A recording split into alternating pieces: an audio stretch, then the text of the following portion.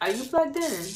We have the GOAT, the CEO of the lunch table. Do not shake your head. That's not all. A media personality, DJ. Boo, boo, boo, boo, boo. We got ad-libs out here. We got ad-libs. You do it all in a social media and marketing. What? Social media marketing manager, yeah. You to go. You supposed to fill it in for me. But nah, so what I want to say is thank you first and foremost for coming on here. And you know, you Virgos are just lit. But Scorpios, if you out here in the building, I need you to go ahead and put them scorps up because we lit too. Okay. Scorpio. Is this a scorp? He's a Scorpio, yeah. Dang! Hey, cutie.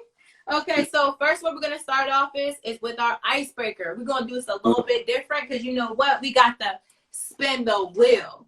So what I told you I came prepared. So let's spin this joint. All right. I know you can't read that, but I can. Not read. What is the craziest fashion trend you ever rocked?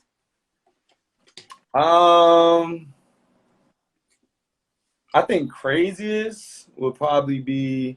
And it had to be something that you thought you was rocking and you just knew it. And you had to look at the pictures and you was like, okay, I wasn't giving what I thought.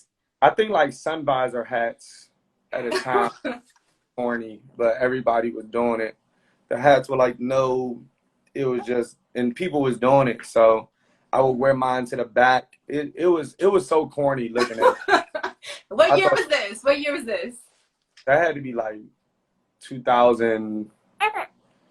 2005. Like oh, okay. So we brought it way back. Okay. I was trying. It was very.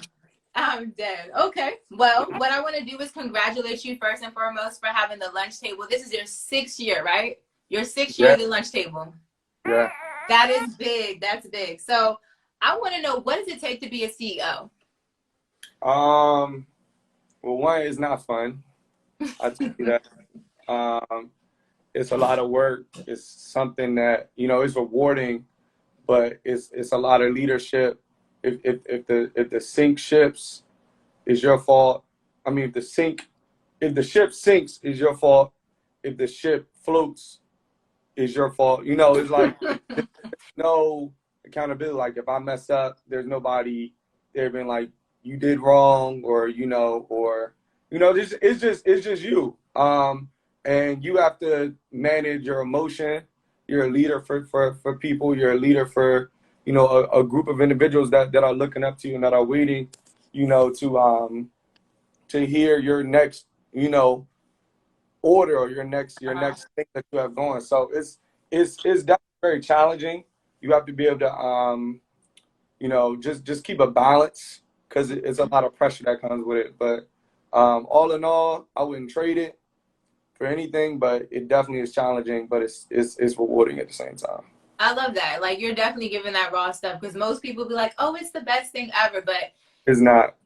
You make it look so easy, Davy J. You know that, right? Like, you throwing banging events, just doing your thing. So just to hear that, like, rawness is just lit to hear that, like, yo, it's tough, but it's worth it. So you're just not giving us just the little candy things and make us feel like, yeah, I need to be a CEO today. Okay? So tell me, what inspired the lunch table and what did you do to develop that? Like, what process and what did your strategy to do to develop the lunch table?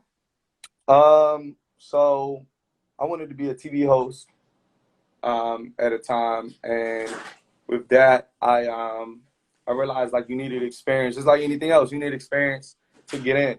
Mm-hmm. So with what I always tell people for what they're trying to do, you just gotta hop out there and you gotta do it. So I started, you know, putting stuff on YouTube here and there. And over the course of time, it grew and developed. You know, long story short, it grew and developed into, you know, what it is. But a lot of the strategy was just finding that need. Like, media is a need, mm-hmm. in a sense, you know. And giving people opportunities in media is something that I love to do, you know. I honestly wish somebody had a lunch table for me, if that makes sense.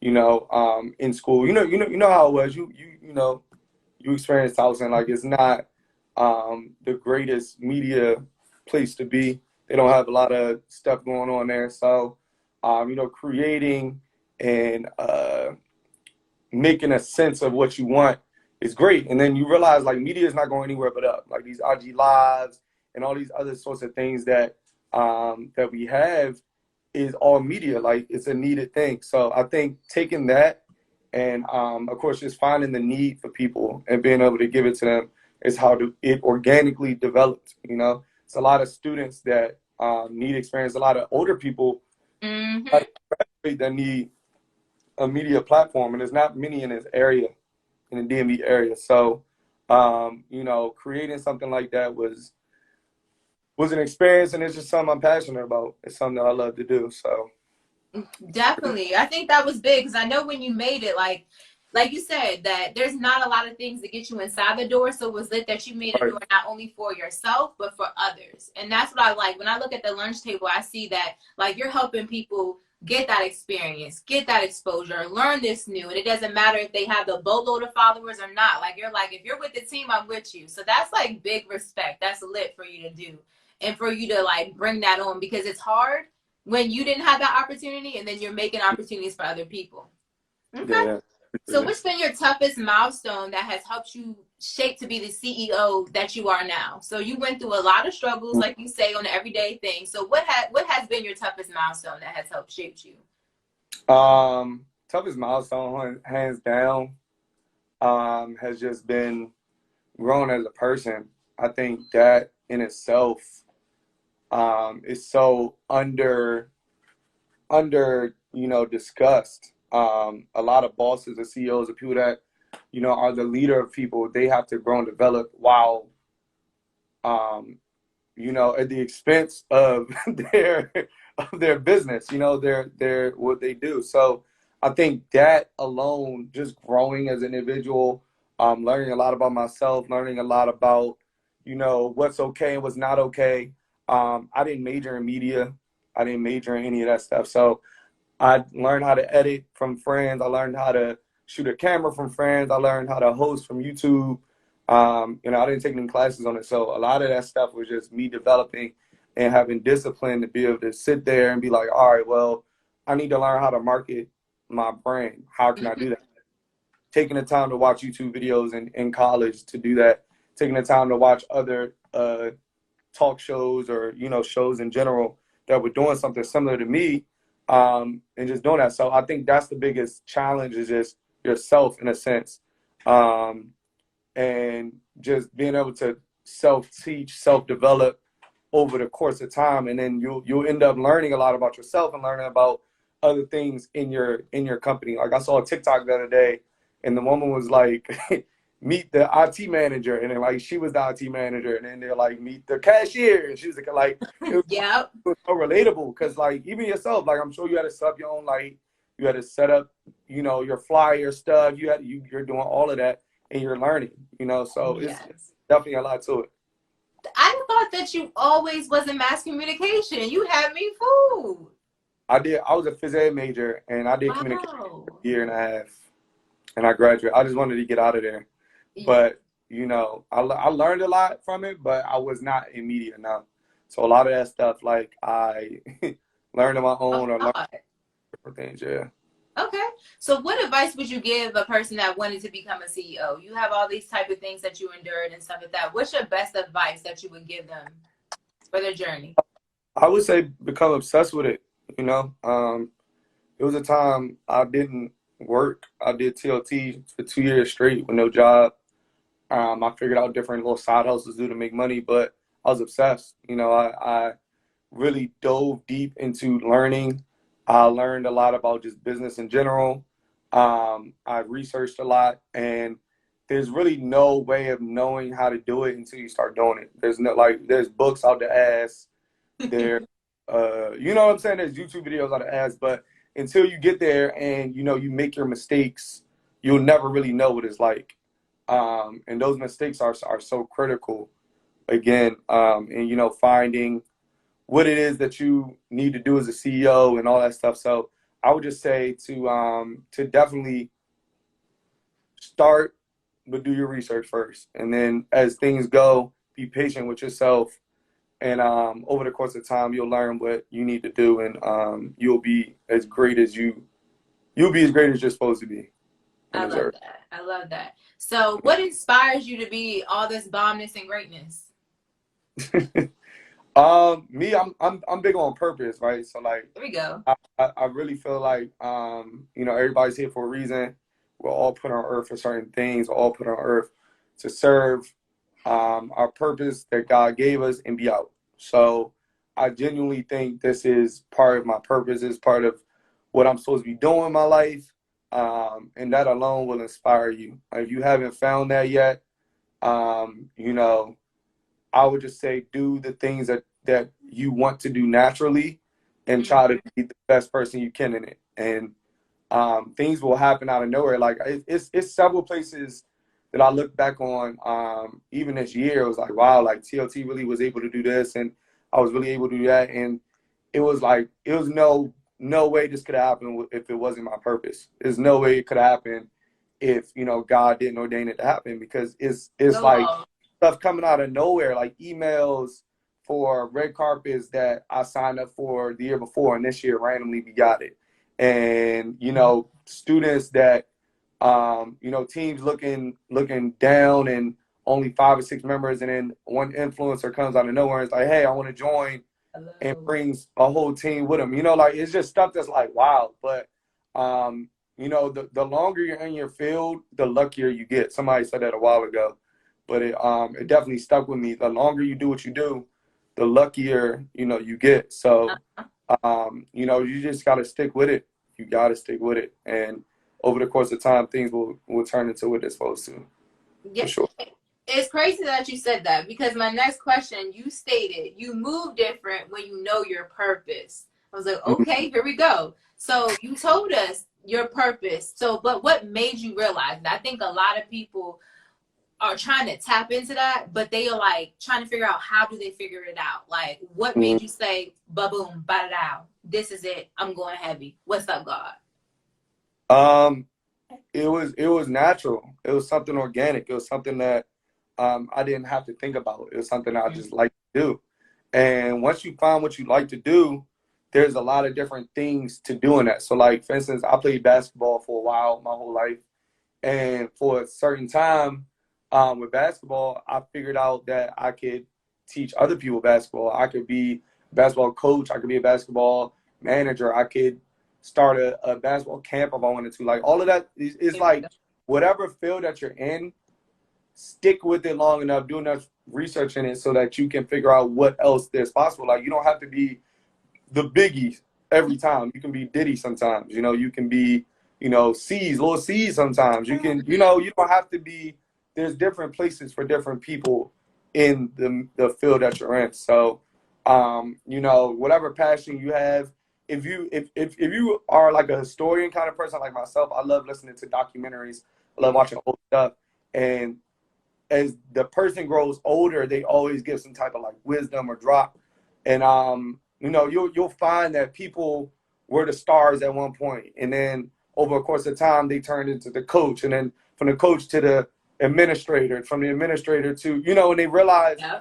But I think what makes great coaches is great players and great students of you know, of the game. What makes great directors were usually great, you know, actors and great writers. And then from that, you know, they want to figure it out and be able to help put other people on. So I think that's really what it comes down to is, you know, being able to do that. And then you'll figure out your passion and your purpose, per se, from there as you grow.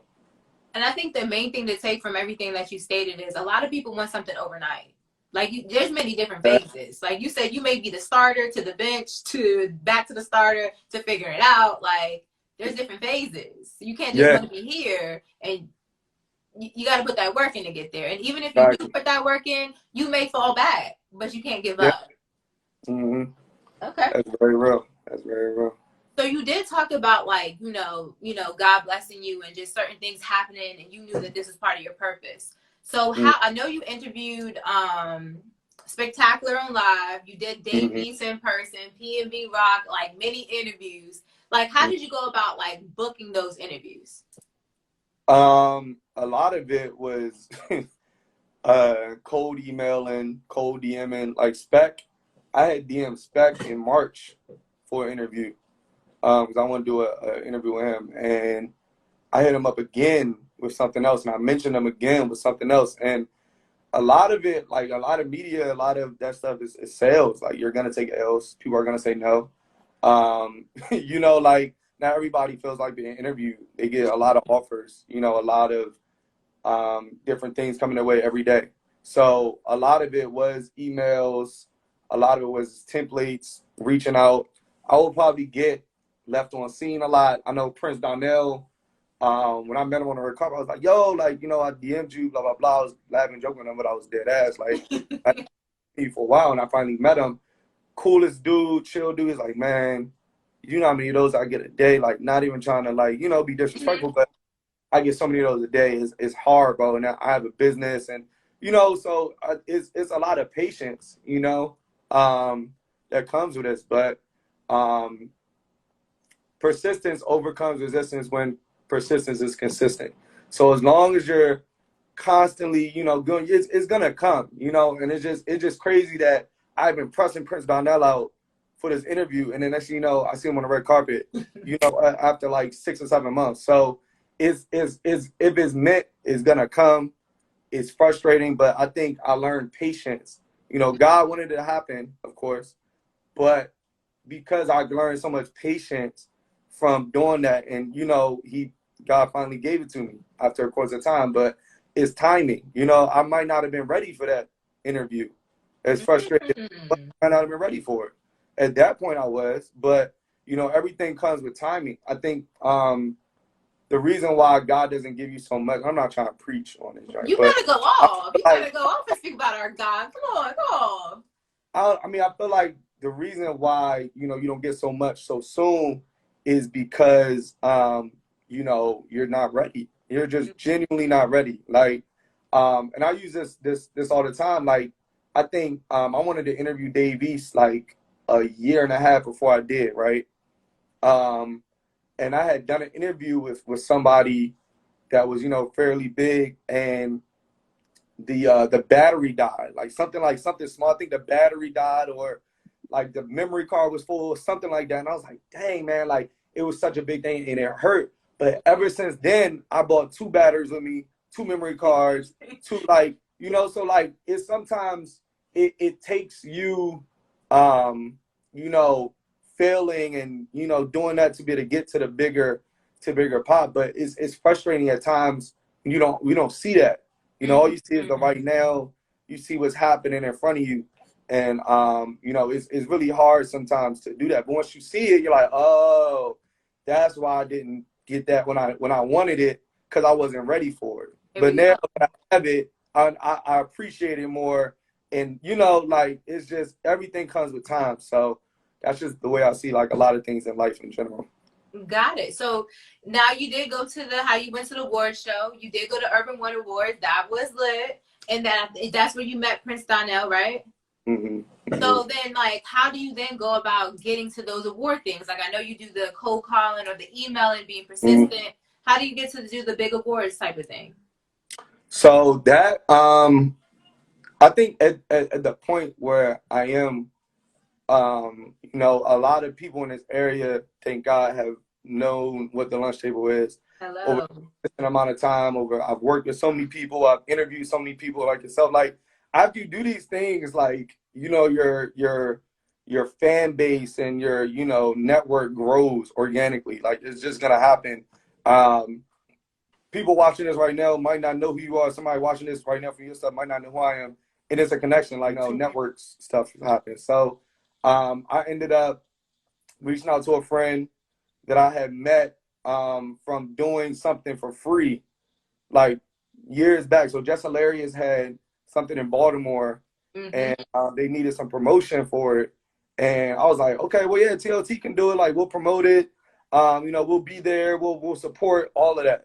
That person ended up getting promoted into TV One, and I seen the opportunity. I was like, yo, like, hey, is it possible? She was like, oh yeah, of course. Like, you know, she was so adamant, like, yes, please let me help you do this, you know? So a lot of stuff is chess moves. It's chess moves, like doing certain things. Not everything is for money. Not everything is for you know, that big bag initially. Things happen, of course, over time, and just being a genuine person. I think that's like one of the biggest things, Yes. is just being a genuine person. And with that, you know, good things come back. So that's honestly how I get a lot of stuff. Like I know it looks like it, but like like even the Davies thing, we had helped Howard Theater with like 2 other things before then for free.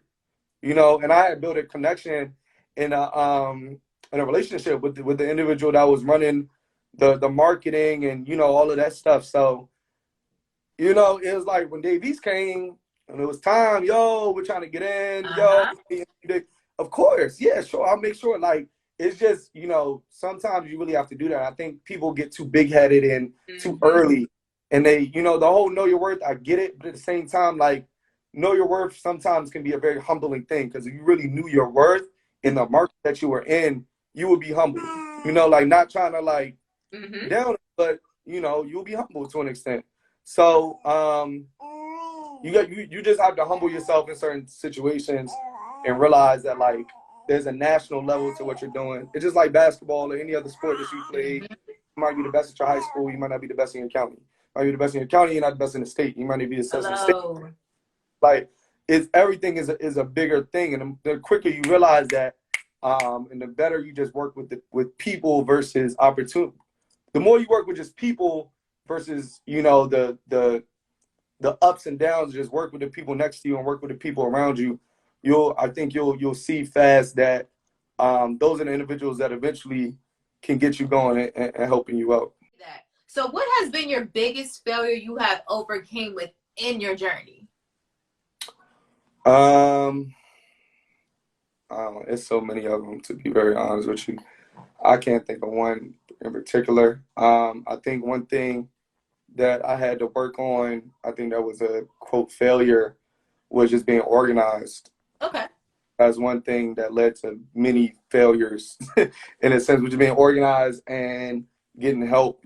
You know, as a CEO, sometimes you think you know it all, you got it all, you gotta ask for help, man. Like, you gotta trust your help.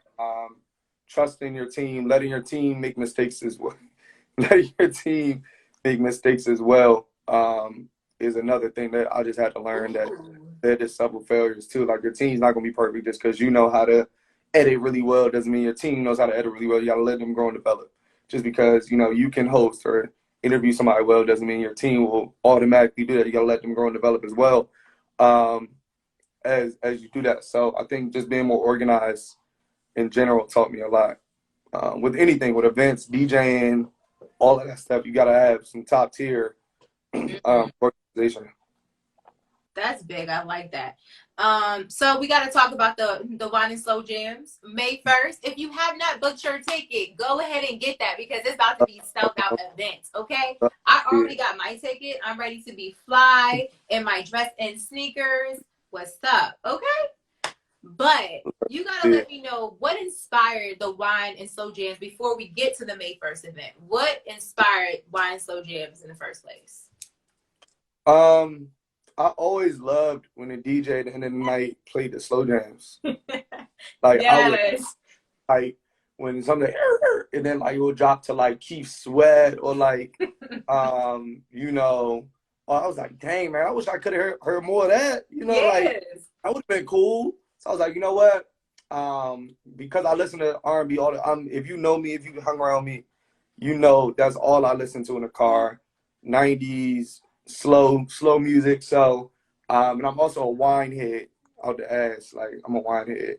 So I was like, you know what? This is a perfect combination, wine and slow jams. It makes sense. So I turned it into an event, and just went from there. Like, the event, honestly, when I first did it, did not go what I planned. Really? Nah, I think our first night, me and my now roommate, when we did it, he was the DJ, I was the host or whatever. We made $25 and we split it. And I gave him 13 and I took 12. Wow. That was the first night. It was maybe, I have a picture of it too. It was like maybe 12 people in there. But we went hard though. We went hard for those 12 Man. That's really what it was. But, you know, it was challenging. I think a lot of people would have gave up after like the first two times when it was. But I think, you know, just figuring it out, man. That's what it is. You're figuring it out. That's what it comes down to. So now, you know, after developing as a person and, you know, studying events and figuring out what works and what doesn't, you know, I've been able to do a lot of it on like a larger scale and invest in, you know, yeah, just try more, pretty much. Just try more. But that's what anything is gonna, especially old school. Yeah, yeah, for sure. That's lit. Like, you not scared to let people know that you didn't fail, but look at the come up. You have literally, it's an invite only now at this point. Like, you did your thing. Like, yeah, that's crazy. And the last one when you had in the picnic one. Oh yeah. Lit. Like, and then the other one that you just had sold out. The one where you had in that venue. Oh my gosh, they're just so amazing. So tell me about what inspired to go to the next, which would be the make sure you have your gown and your shoes. What made this next transition to go to this one? And then you partnered with the B.org. Yeah, and that's a nonprofit in Baltimore. Yeah. I mean, a sneaker ball, in a sense, the history of sneaker balls, people have them, and it's always centered around like a organization or a charity or a nonprofit. And, you know, I love, you know, the thought of African Americans and just people in general being able to dress up and, you know, just show their excellence. You know, I think dressing up is a sense of fashion, a style, and it also just shows, you know, excellence, man. That's to me, that's what it is. So an opportunity to dress up, which a lot of people don't get the chance to do so all the time, especially since we're very virtual right now. Hello. Dope. So I was like, you know what, we're gonna keep this dress up thing going, but we're gonna add sneakers to it. Make it a sneaker ball. I'm really big on being able to take blessings and you know, sharing it. I made, you know, a good amount last time, so I was like, you know what, this time, since we're gonna do it, we're gonna figure out a way to do it the right way, a way to help somebody else. So we contacted the B.org. Tony, shout out to her, she's great. They do a lot of inner city work with the inner city youth. They help them enroll in colleges and you know, develop reading skills and science skills and stuff like that. So yeah, that was the story behind that. They're super cool. Black Style Matters. One of my friends runs that page. I don't know if you've seen it or not, but they're awesome. You know, they're really making a big platform for just you know, the essence of Black excellence and beauty and all that stuff. So those two partnerships alone just add so much, you know, so much power to that event. I love it. I love it. So what made you got confident and got on your bully when you said it's an invite only, baby? So what made you say, you know what, we gonna take it up here? You got to get invited to come to this event. And how did you know, at this point, you had to know, like, okay, this is going to have to be a success if we invite people only. So what kind of strategy or what did you even think of or put in place to say, you know what, y'all, team, this is what we doing and this is how we going to get it done. And it's going to be a sold out. We're not even worried about it. I think hand selecting people to come to something makes it, I guess, a more elaborate event. It makes it more, it's kind of like you pick your vibe that you want. You know, and there's nothing wrong with it. It's not like I'm not inviting people that I don't think would vibe. It's just like, who do I know that, you know, would vibe? Who do I know would make sense? Who have I seen on Instagram, you know, vibing in these type of environments, all that kind of stuff. Like, there's a lot of factors that play into it. So in that sense, that's what we did. I think an invite only, you pick your vibe. Like, you pick your vibe. Like, you want, you know what a certain party you want it to feel like, you want the vibe in there to be, you know what, you know, you want the experience to be for the next person, and that's what you bring. Like, you know, the only bad part of invite only is like the numbers. So like, you might it's a lot harder because you got to invite all these people, and then some people might be out of town, people might not can come. There's a lot to it, but once you get the science down of, like, you know, having that, it's a numbers thing. Like, for instance, like if I want 150 people to come, I'll probably have to invite 400, you know, in a sense, which is a lot of invites. But that's the reality of it. You have a good selection of people. They will bring with them good people. Like I told you, you're bringing a +1. I trust you as a person to bring a Yes. We don't have fights at Wine and Slow Jams, knock on wood. You know, anybody fighting to keep sweat, they should be in a, you know, it's sexy. If you fighting to keep sweat or usher grad, we trying to figure out how you got invited at that point. At this point. Like, who come with it? Because I need to know. Yes. Yeah. Let's get into your DJing. So you started to DJ.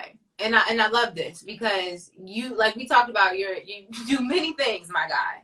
What made you wanted to get into DJing after you already was the CEO of the lunch table? You were doing media personality, like you hosting events. What was like, okay, I'm bringing it up another notch. Most people would have been like, it's enough for me already. What made you want to bring it up?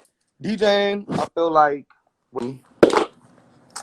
was something that I always was around, but I didn't really, it looked too complicated. That's one of the things that's like, if you never DJed before, it just looks super complicated. Like something that, you know, is like, all you see is the buttons, all that. But I was a host for a while. So I was like an MC, I let somebody else DJ, whatever.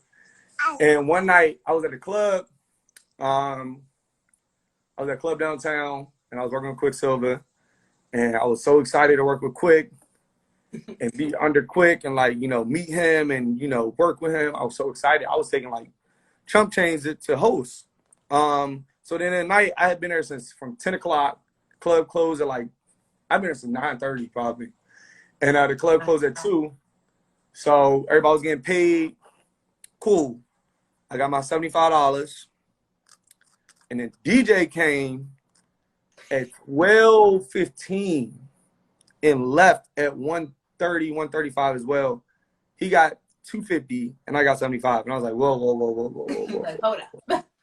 Something ain't right. Like there must be like a trick to this thing, you know? And granted, I wasn't the greatest host, you know. I was just trying to, you know, get my feet wet in a big boy club. But after that, I was like, yo, I need to learn how to DJ. So like both of my good friends, they both DJ, and they're making money from DJing. So I was like, you know what? I need to learn this. So I sat and spent hours. Like when I tell you hours, like hours getting that DJ stuff down. Like the buttons, the chords, the programs, the right computer. Like it's a lot, but once you get it, you got it. But yeah, so that's pretty much how I work. And now DJing, I mean, if you know good marketing and stuff and you want to try DJing or whatever, it's a really good market, very lucrative if you can get it right, done the right way. I encourage anybody that wants to try it to do it. Okay. You should do it, honestly. So you gonna teach me some things? I had the ad-lib, boom, boom, boom, boom, boom. You know what I'm saying? I can add that. I mean, honestly, I feel like your energy and everything, like you would be a great DJ. Don't do that, because I'm gonna be like, I'm not. No, you like, okay. So I'm going to be at the next one. I'm gonna be at the next event. Chopping it up. Okay. I love your hustle. I love your persistence. And I love the fact that you did state you're very open and vulnerable with like letting people know like this is what happened. And you said that people told you, amen, like why not just stick to hosting? Like why are you trying to do this? What type of challenges did you face? Did you face any challenges at that point? Or did that give you more energy and just more of a vibe to be like, yo, I'm about to kill this? Or did it kind of be like, dang, like why you gonna do that? I mean, I feel like people always try to put a title on you. You know, people will put a title on you, people will box you in. Like they'll be like, you're a host, Z, you're a host, and that's what you do. So if you want to be a cook and start a cooking show, that's not you. Don't do that. Then when you be a cook, then when you actually start cooking and it's good, you know what? You're a cook and a host. Wow. Like so it's really just doing what your mind wants to do. And I think that's the beauty of life. That's the beauty of free will. It's just being able to do what you want to do. So, I mean, I think that alone helped me realize I can do whatever I want to do. Like once I DJed and I was actually doing it, I was like, son, I'm actually doing this. Like it made me realize I can really do whatever I want to do in life. Like seriously. And shout out, I was on your page, and the one when it was like, swish, I'm balling. You had the whole club jumping. That's like 2018, and I went all the way back looking. And I was like, that's a hell of a damn feeling. To be up there and everyone's like this, and you on the mic hosting and DJing. Y'all said, what? So you can't listen to people, baby. It's a dope feeling. Hello. So what's your ultimate career goal? What is the ultimate career goal for Davy J? My ultimate goal is to do what I want to do in my everyday and not have to worry about money. That's my ultimate goal. Like that is my ultimate goal for that aspect. But you know, of course, if that doesn't happen, my ultimate goal is just serve my purpose here on earth. I mean, I think that's the biggest thing you can do is just serve your purpose again. You know, the money will be great. The cars, all that stuff will be great. But if it doesn't happen, I'll be fine with, you know, making sure she's good, making sure she's wild. She's been wilding this whole time. I don't think I've seen it. But, you know, making sure she's good, making sure whatever I can do to help the next person, you know, whatever I can do in general. Like that's just my biggest goal is to be able to do that. But, you know, if I could be happy, be happy 24/7. Shar said, I'm Shar said, be happy 24/7. That's a goal. That's a hell of a goal. But yeah, I think that's my ultimate goal. Like whatever God wants me to do, whatever my purpose is, that's what it is. So if you know whatever that is, you just gotta be humble enough to take it, humble enough to figure out, you know, this is what it is, this is what I'm supposed to do, and just do it. So this activity is called Spit Your Game. So before that, who is one person that if you could only work with in the industry, who would be that one person that you would say, okay, this is the person I'm going to work with? As far as just like in the industry, any person, you only got one. You only can name one. That's it. I would definitely want to work with Diddy. Okay, and then tell me why. Diddy is a hawk. He's an animal. I feel like I would learn so much just off of like 1 month of working with Diddy, enough for a lifetime. Like that dude grinds. He figures out how to make it work. He's grimy. You know, he's a hustler. Like, I think that would be just dope. He's in every field. He has liquor. He's in the music industry. He's in the you know what I'm saying? Like he wears a lot of hats. So I think Diddy will probably be one of the best people that I would want to work with. Okay. So, okay, now this is how we're going to do it. So, in Spit Your Game, me and you in the elevator. At this point, I'm Diddy. All right? So, you got to give me your best pitch. You got 15 seconds. When it's time to wrap it up on the 10-second mark, I'm going to tell you about, I gotta go somewhere. Okay? Okay. So, I'm going to tell you when to start. I'm Diddy. I'm trying to give you an opportunity, but I got to know. Why?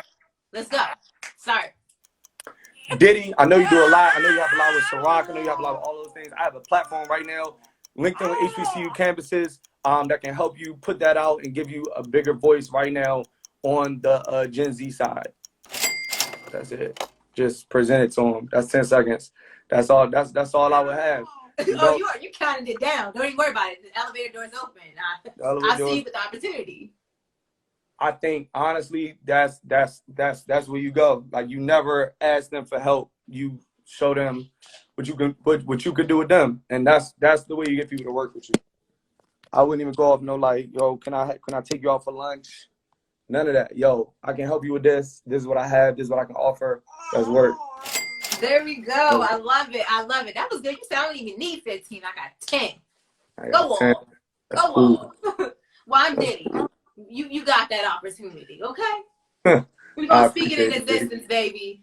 So our last activity is called Pick One. We're going to have a little bit of fun. Okay, I'm actually about to become a rapper now. So this is the scenario. You are double booked for DJing for 2 celebrities brunch events. I'm going to name a couple. You have to pick one. All right? So we're going to start this. Diddy or Jay-Z? Jay-Z. Beyonce or I know Rihanna? that was contradicting, but Jay-Z. Beyonce. Okay. Beyonce. Megan Thee Stallion or Cardi B? Definitely would go to Megan's. Lil Baby or Da Baby? Definitely would go to Lil Babies. Okay. Kanye College Dropout or New Yeezy? New Yeezy. Okay. City Girls or Mulatto? Mulatto. Big Lotto. A Big Lotto. J. Cole or Kendrick Lamar? J. Cole. Okay. J. Cole for sure. Miguel or Bruno Mars? Miguel. That's my guy. Sweetie or Dream Doll? Sweetie. Sweetie. Chris Brown or Drake? We don't put light skins against each other, dog. Like We're double booked. We gotta pick one. We stick together, bruh. Dang, dog. I don't know. We're double booked. We can't not show up. You gotta pick one. I would go to Chris Brown's. I'd probably go to Chris Brown's. Okay. Ebro or Charlemagne the God? Charlemagne. DJ Khaled or DJ Drama? Khaled. Okay. The last one. Michael Jackson or Prince? Michael Jackson. Okay. Well, you know what? I want to thank you. For popping up to be our first live guest. Thanks for having me, yo. This You is dope. thank you so much. Shout out to the Virgo. Shout out to the Scorpios out here, you sis. Go on, queen. We the Scorpios in the building. You just been plugged in. You know I love you and God loves you also. Let's get this more nut.